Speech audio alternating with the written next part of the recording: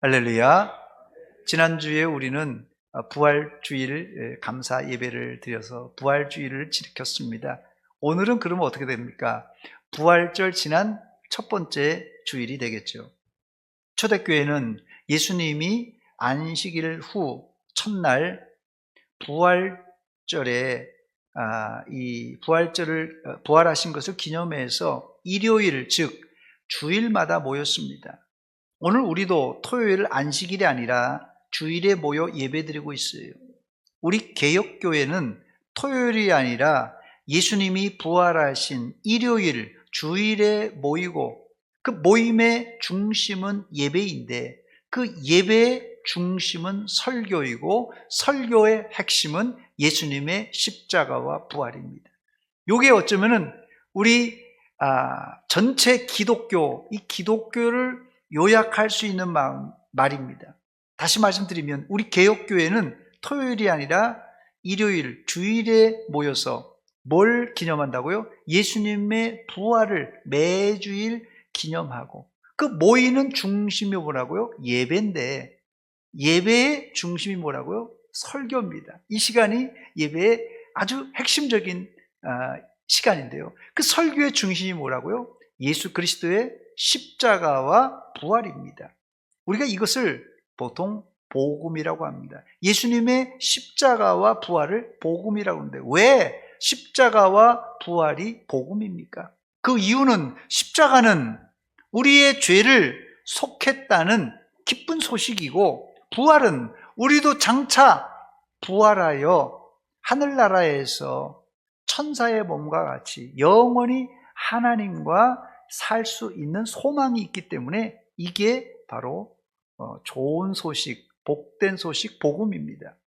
이 시간 예배드릴 때 우리를 찾아오시는 부활하신 주님을 여러분 마음에 영접하시기를 축원합니다. 첫 번째 본문은 예수님의 부활을 듣고도 믿지 못하고 엠마오로 내려가는 두 제자의 이야기입니다. 누가복음 24장 17절 말씀 보니까 예수께서 이르시되 너희가 길 가면서 서로 주고받고 하는 이야기가 무엇이냐 하시니 두 사람이 슬픈 빛을 띠고 머물러 서더라 했어요. 사실 이 두 제자는 예수님이 부활하셨다는 사실을 듣고도 낙심하여 예루살렘을 떠나 엠마오로 내려가고 있었습니다. 여러분 그 이유가 뭡니까? 예수님이 부활하셨음을 이 두 사람은 믿지 못했다는 말입니다. 솔직히 얘기해서 사람이 죽었다가 사흘이나 되었는데 그 썩은 냄새가 나는 사람이 살아났다고 하면 사실 이 자리에도 믿을 사람이 몇 명이나 있겠습니까? 어쩌면 안 믿는 것이 당연한지 모릅니다. 그러므로 여러분이 예수님의 십자가와 부활을 믿는 것은 아주 특별하고 대단한 믿음을 가진 것입니다. 그러나 엄밀히 말하자면 바로 우리가 믿는 믿음도 우리 스스로 만든 것이 아니라 하늘에서 내려온 하나님이 주신 선물이라고 합니다. 오늘 말씀을 들을 때 아직도 부활을 믿지 못하는 연약한 성도들이 있다면 부활을 확신하는 시간이 되시고 혹시 믿을지라도 의심이 많은 분들은 흔들리지 않는 큰 믿음을 갖는 시간이 되시기를 축원합니다. 오늘 이야기가 시작하는 누가복음 24장 1절은 안식 후 첫날 새벽에 이렇게 시작합니다. 안식 후 첫날 새벽에 이 여자들이 그 준비한 향품을 가지고 예수님의 무덤에 갑니다. 바로 그 안식 후 첫날이 누가복음 24장 13절에 그날로 연결되는데 바로 그날에 그들 중 둘이 예루살렘에서 25일이 되는 엠마오라는 마을로 가면서 했어요. 즉 엠마오로 내려가는 제자들이 예루살렘을 떠나 엠마오로 내려가는 때는 언제냐? 예수님이 부활하신 바로 그날 오후였어요. 이날 무슨 일이 있었다고요? 새벽에 예수님이 부활하셨고 그 새벽에 여인들이 예수님의 무덤을 찾아갔는데도 이미 무덤은 비어있는 상태였어요. 여인들이 예수님의 무덤이 비었다고 소식을 전하자 제자들 중에 제일 성질이 급했던 베드로와 또 다른 제자가 다른 박질하여서 예수님의 무덤에 찾아갑니다. 가서 보니까 무덤이 비어 있습니다. 그런데 문제는 예수님의 무덤은 비어 있었지만 그것을 받아들이는 제자의 반응은 매우 회의적이고 부정적이었어요. 오늘 본문에 보니까 여자들의 말을 듣고 사도들은 허탄한 듯이 들려서 믿으려고 하지 않았다고 말합니다. 단지 참 이상하네. 분명히 우리가 예수님의 시신을 장사했는데 시체가 어디 갔지? 참 희한하네. 이 정도로만 받아들였어요. 그래서 두 제자는 너무 실망스러워 부활의 현장인 예루살렘을 떠나 엠마오로 내려가고 있었던 것입니다. 우리가 말이에요, 늘 다니던 길도 마음이 무겁고 슬픔이 있으면요 매우 길이 힘들고 멀게 느껴지는 법입니다. 엠마오로 내려가는 제자들이 바로 이런 상황이었어요. 두 번째, 우리는 엠마오로 내려가는 두 제자의 모습 속에서 예수님의 부활을 믿지 못하는 우리의 모습을 간접적으로 엿볼 수가 있습니다. 다시 제가 누가복음 24장 17절을 읽습니다. 예수께서 이르시되 너희가 길 가면서 서로 주고받고 하는 이야기가 무엇이냐 하시니 두 사람이 슬픈 빛을 띠고 머물러 서더라. 두 제자는 부활하신 예수님이 가까이 다가와 질문을 하자 슬픈 빛을 띠고 머물러 섰다고 말합니다. 이들의 슬픈 얼굴 뒤에는 예수님의 부활을 믿지 못하는 불신의 마음이 자리 잡고 있었습니다.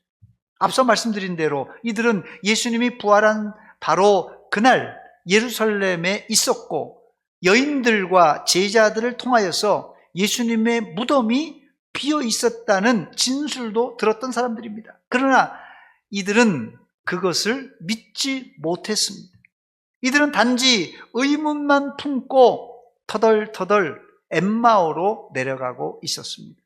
누가복음 24장 14절로 16절에 보니까 이들은 예루살렘에서 일어난 예수님의 십자가의 죽음과 부활 사건을 내려가면서 서로 이야기하며 문의하면서 가고 있었는데 예수님께서 그들의 가까이 다가왔지만 그들과 동행했지만 그들의 눈이 가려져서 예수님을 알아보지 못했습니다. 여기 보면 이 두 사람이 서로 이야기하며 문의하며 내려갔다고 그랬는데요. 이 문의라는 단어는 좋게는 토론이란 뜻이지만 부정적으로는 변론이란 말이에요. 여러분, 변론이 무엇입니까? 이게 맞다 틀리다 서로 티격태격 말다툼을 하는 게 이게 변론하는 것입니다. 이런 변론은 백날 해도 얼굴이 밝지 못하고 일그러질 뿐입니다. 여기서 문제가 되는 것은 부활의 진위보다 이들에게는 한 가지 근본적인 결격 사유가 있었는데 이들은 예수님이 메시아라기보다 위대한 선지자로만 알았습니다. 즉 이들은 예수님의 정체성을 잘못 알고 있었습니다. 현대 교회 안에도 예수님을 믿는 전제가 잘못된 분들이 있습니다. 기독교를 하나의 교양이나 어떤 봉사단체로 생각하고 교회 다니다가 자기 뜻에 안 맞으면 교회를 떠나버리는 경우가 종종 있는데 교회는 봉사단체가 아니라 이 세상의 문제는 물론이거니와 우리의 죽음 이후의 문제도 책임지는 종교가 기독교입니다. 그러나 엠마오로 내려가던 두 제자는 예수님을 단지 위대한 선지자 중에 한 사람으로만 알았습니다. 그 증거는 예수님이 부활하셔서 자기들 곁에 다가와 함께 동행하면서 질문하는데도 그 사람이 예수님이라는 사실을 꿈에도 몰랐습니다.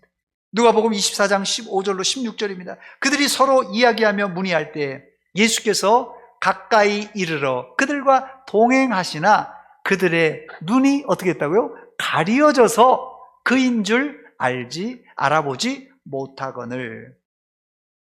이때 예수님이 그들에게 묻습니다. 보면 17절 말씀 보니까 예수께서 이르시되 너희가 길 가면서 서로 주고받고 하는 이야기가 무엇이냐 하시니 두 사람이 슬픈 빛을 띠고 머물러 서더라 그랬어요. 이때 두 사람 중 한 사람이 글로바라고 이름이 기록되어 있는데요. 글로바가 대답합니다. 18절 보니까 당신이 예루살렘에 체류하면서도 요즘 거기서 된 일을 혼자만 알지 못하느냐? 이렇게 말했어요. 이 말은 무슨 뜻입니까? 예수님의 십자가의 처형은 온 예루살렘 사람들이 다 아는 떠들썩한 장안의 화제가 되는 이야기란 뜻입니다. 그러면서 누가복음 24장 19절에 나사렛 예수의 일이니 그는 하나님과 모든 백성 앞에서 말과 일에 능하신 선지자이거늘 그랬어요. 바로 여기에 이들의 문제가 있는 것입니다. 나사렛 예수를 그들을 알고 있었지만 예수님을 자신들을 구원할 메시아로 믿은 것이 아니라 단지 말과 일에 능한 훌륭한 선지자 중에 한 사람으로만 알았던 것입니다. 즉 이들이 부활을 믿지 못한 뿌리가 바로 예수님에 대한 전제가 잘못되었다는 것입니다. 예수님은 세계 4대 성인 중에 한 사람이 아닙니다. 예수님은 우리의 구세주이시고 이 세상을 구원하실 메시아이십니다.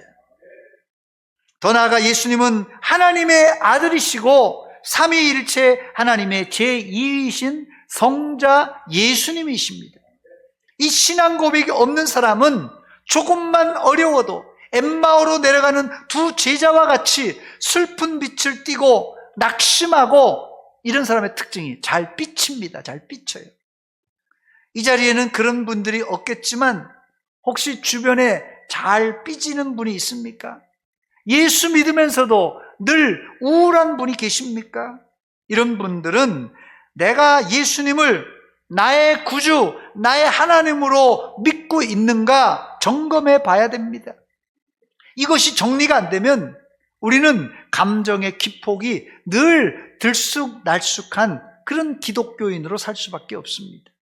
세 번째, 이제까지 제가 좀 우울한 이야기를 드렸는데요. 슬픈 빛을 띤 두 제자의 이야기가 좀 우울한데 어떻게 이 두 제자가 예수님을 발견하고 다시 기쁨을 회복하고 사명의 현장인 예루살렘으로 돌아갈 수 있었던 것입니까? 이들이 다시 예루살렘으로 돌아간 이유는 아주 간단합니다. 부활하신 예수님을 만났기 때문에 그렇습니다. 그렇다면 어떻게 우리도 부활하신 주님을 만날 수 있겠습니까? 이 문제는 여러분들이 걱정 안 하셔도 됩니다. 그 이유는 부활하신 주님이 우리의 마음을 직접 찾아와 문을 두드려 주고 계시기 때문에 그렇습니다.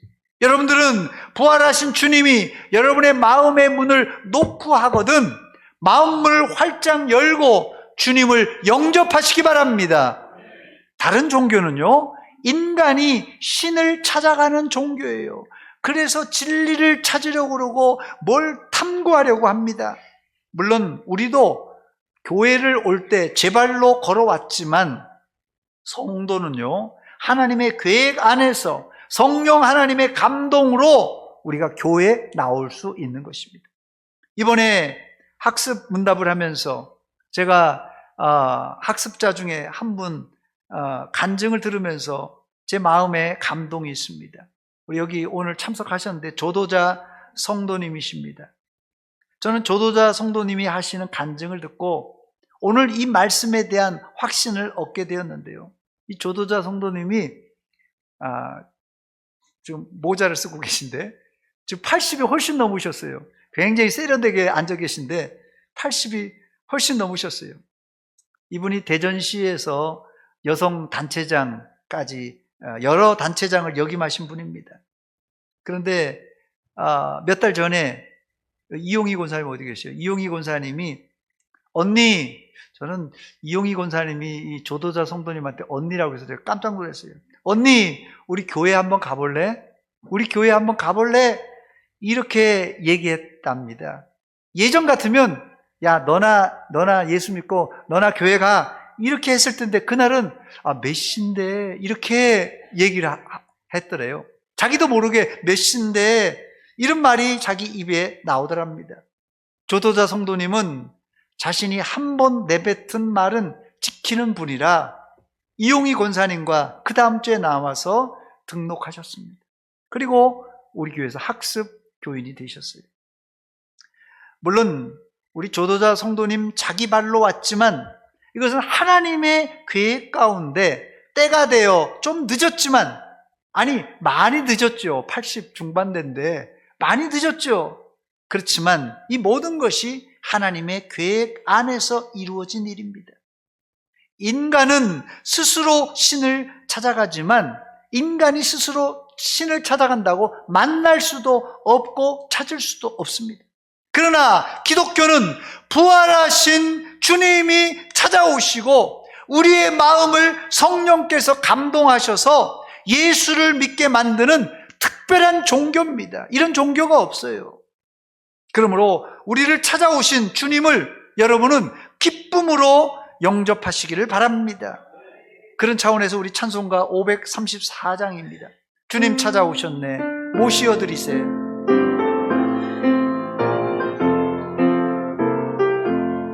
주님 찾아오셨네, 모시어 드리세. 가시관을 쓰셔 모시어 드리세. 모시어 드리세.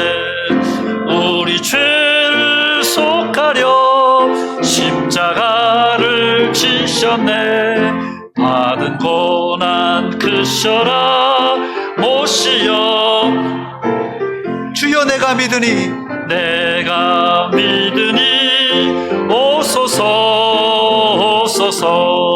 주여 환영하오니 오소서 오소서. 생명길로 이끄사 슬픔 위로하시고 진리하게 하소서 오소서 오소서. 할렐루야. 예, 조도자 성도님이 궁금하신 분들이 있어서 우리 잠깐 한번 일어나 보시죠. 예, 한번 일어나 보시죠. 예, 이렇게 생기신 분입니다. 예, 지금 80대 중반이신데 이렇게 생기셨어요. 예, 우리 대전시에서 뭐 여성 단체장을 또 하시고 또 젊을 때는 또 이제 여행사를 또 운영하셨다고 그러네요. 저도 깜짝 놀랐어요. 영어를 얼마나 잘하시는지요. 예. 주님이 우리의 마음을 두드릴 때 여러분 마음을 열고 주님을 영접하여 여러분의 주름진 인생이 활짝 펼쳐지시기를 축원합니다. 실제 주님을 만나고 두 제자의 얼굴이 활짝 펼쳐졌습니다. 여러분 얼굴에 김이 죽은 깨 잡티, 김이 죽은 깨 잡티. 사실은 뭐 연세가 있고 나이가 많으면 저도 이제 이게 자꾸 이게 이상한 게 자꾸 나오더라고요. 그런데 여기에 김이 죽은 깨 잡티가 난다고 뭐 비싼 화장품, 뭐 치료제 바른다고 치료가 됩니까? 별로 효과가 없습니다. 김이나 죽은 깨 잡티, 이것은 사실은 우리 몸속에서 올라오는 우리 몸의 찌꺼기가 얼굴에 이제 발현되는 것입니다. 그러므로 겉에서 아무리 비싼 화장품을 찍어 바른다고 하더라고요. 찍어 발라도 한계가 있습니다. 그럼 어떻게 해야 되겠습니까? 죽은 깨나 김이 잡티로 고생하는 분들 잘 들으시기 바랍니다. 마음의 병, 속에 이 병을 고쳐야 우리 얼굴에 김이나 죽은 깨나 잡티가 사라지는 것이에요. 우리 속에 이 속병의 원흉이 뭡니까? 여러분 마음속에 속병의 원흉이 뭐예요? 그게 쓰잘데기 없는 염려, 걱정, 근심이에요. 여러분들이 하고 있는 염려, 걱정 중에 실제로 일어나는 것은요, 이게 5%, 10%도 안 됩니다. 그 쓰잘데기 없는 90%는 괜히 사서 고생하고 있는 것이에요. 여러분의 마음의 병, 속병, 그걸 고쳐야 우리의 김이 또 죽은 깨 이 잡티들이 사라지는 거예요.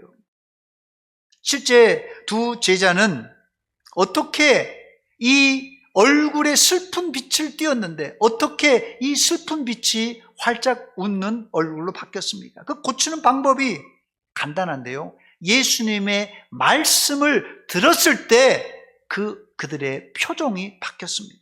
실제 두 제자는 예수님의 말씀을 듣고 마음이 뜨거워지는 현상을 체험하게 됩니다. 마음이 뜨거워졌어요.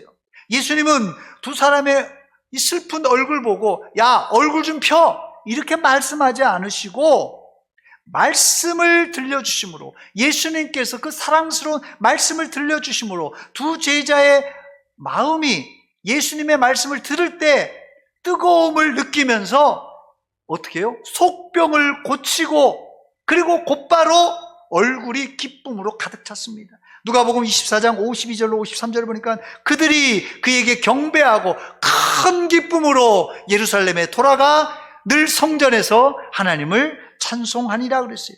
부활하신 주님을 만난 사람은 보통 기쁨이 아니라 큰 기쁨이 이 속에서 흘러나오게 되어 있습니다. 이 말은 의학적으로도 검증된 말인데 우리 몸에서 이 행복 호르몬이라는 게 있습니다. 이 행복 호르몬이 분비가 왕성하면 이 얼굴이 펴지게 되어 있습니다. 주름까지 펴지게 된다고 그러더라고요.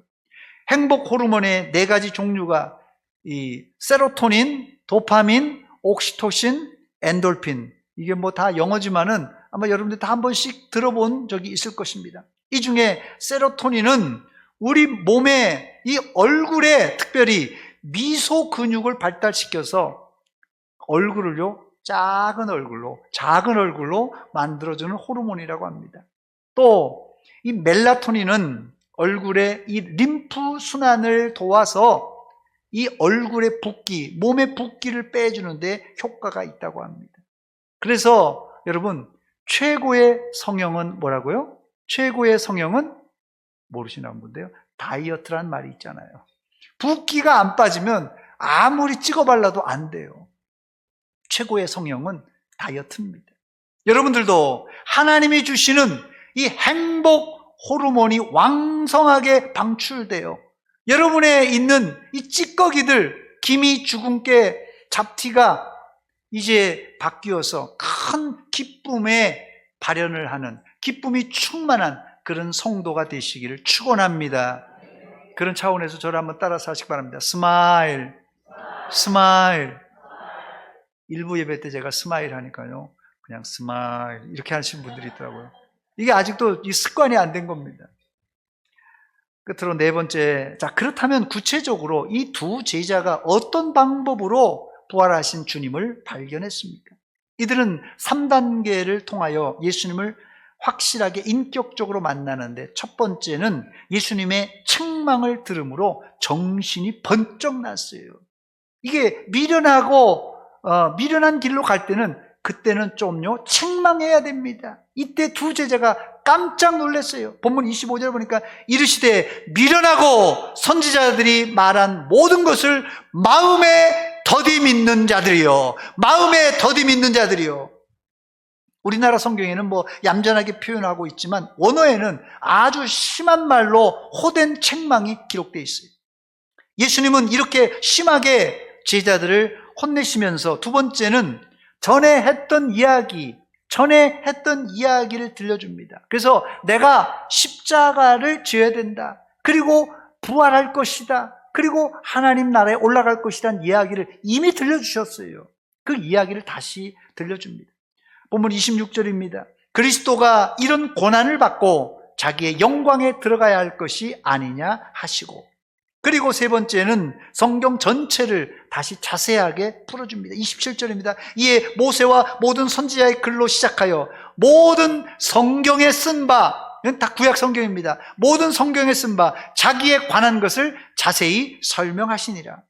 예수님은 책망과 과거에 했던 이야기를 반복하고 다시 구약 성경을 자세히 풀어주므로 그들은 예수님을 메시아로 이제 확실하게 알게 되었습니다.